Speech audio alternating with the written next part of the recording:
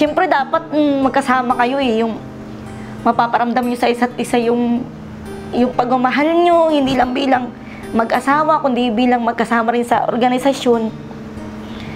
Kailangan kong magpakatatag din, hindi lang dapat siya kasi sabi niya, ako daw ang lakas niya.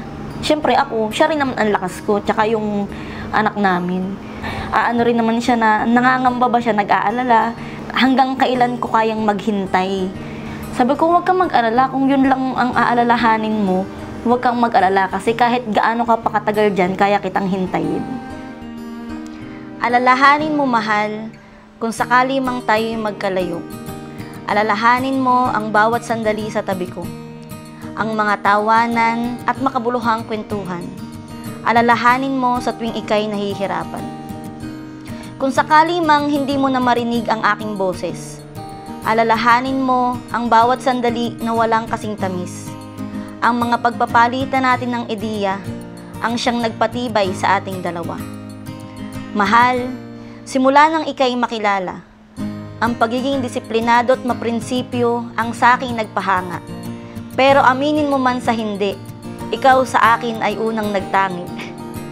Charot. Mahal, kung sakali mang ika'y hindi ko na masilayan, hindi na marinig at maramdaman.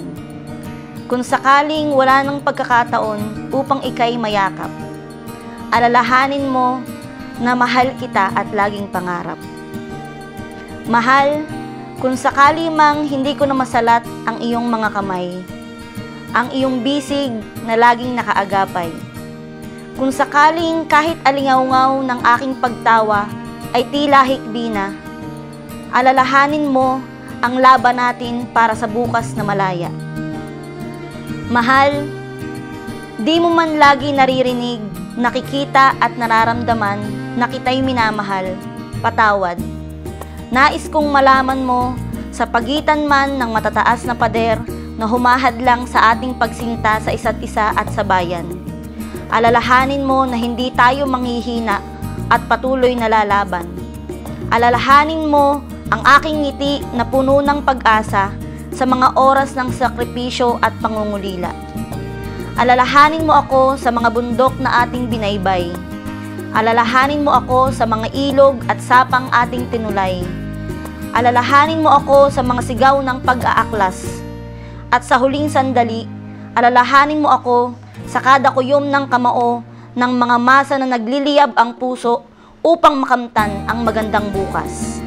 Mahal, kung sakaling hindi na tayo magkatagpo, alalahanin mo at huwag mag-alala, mahal kita ng ilang milyong beses.